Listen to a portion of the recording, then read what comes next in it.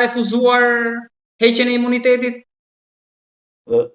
E vetmi arsye që besoj do të përdoret nga mazhoranca, nuk e di si do jetë kërkesa në kuadër të kualifikimit ligjor, pra që do i bëhet nga organi akuzës për caktuar masën e sigurimit. Pra për çfarë vepre penale do dyshohet. E thënë me ç'ke barazis në tendera. Nuk e dim këtë. Për atë vepër penale, në qoftë se shkon kërkesa për shkelje të barazisë në tendera, majoranca do përdori justifikimin ose ndryshe e thënë juridikisht alibin që kjo është një vepër penale që mund të ndiqet me masa të tjera sigurimi, nuk ka nevojë për masa sigurimi që konkludojnë në heqje të lirisë.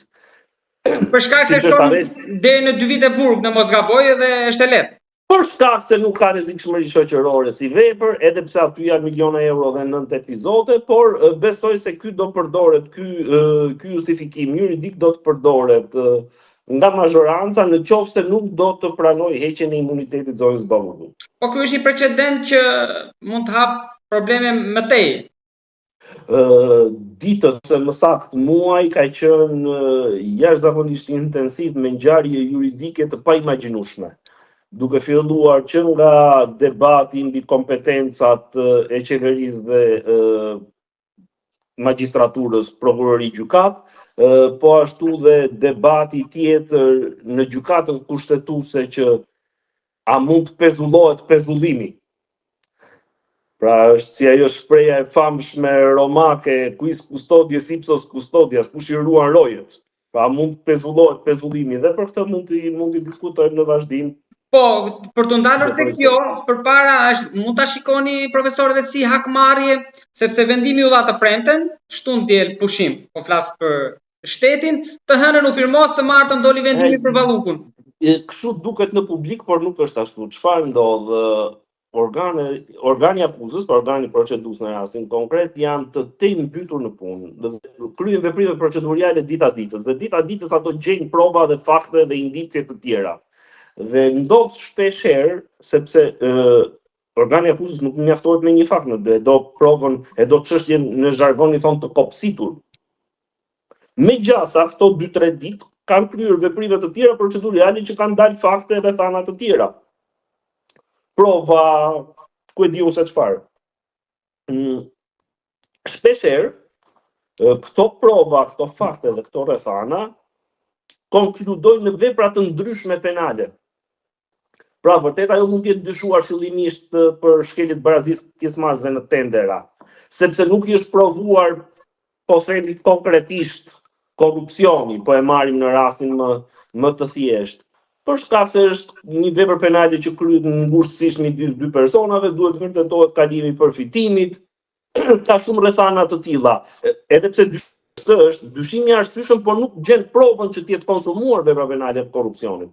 Dhe ti detyrohesh që ta mbash një standard të ulët sigurimi me këtë vepër penale që është vepër penale shumë e përgjithshme, shkelja e barazisë pjesëmarrësve në tender. Ama në qoftë se të dalin rrethana të tjera, sipas neni 260 kodit procedurës penale, revokimi ndryshimi i rrethanave të sigurimit, rrethanat e sigurimit ashpërsohen dhe ti legjitimohesh që të kërkosh një masë më të rëndë. Por në këtë rast duket sikur nuk kemi ndryshime tek dosja, por kemi thjesht masë e sigurisë. Nuk u zbatua e para, kërkoi masë më të fortë. Jo, nuk është për atë arsye, ajo nuk i ndryshon rrethanat e sigurimit, nuk i ashpërson. Rrethanat e sigurimit ose ashpërsohen, pra dhe ashpërsohen kur dalin prova të reja, epizode të reja, ose... Po, më fal profesor, po në rastin e Berishës nuk kishim kështu që nuk pranoi masën e parë, u forcua, doli te e dyta.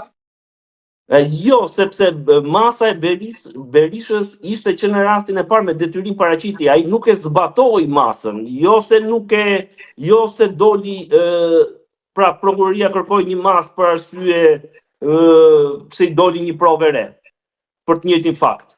Nuk e zbatoi masën, për shkak se nuk e zbatoi masën e sigurisë detyrimit paraqitjes, u ashpërsuan rrethanat e sigurimit dhe u vendos izolimi me mas arresti në shtëpi. Edhe në këtë rast, gjykata kushtetuese e rrëzoi, kërkuan masë më të fortë.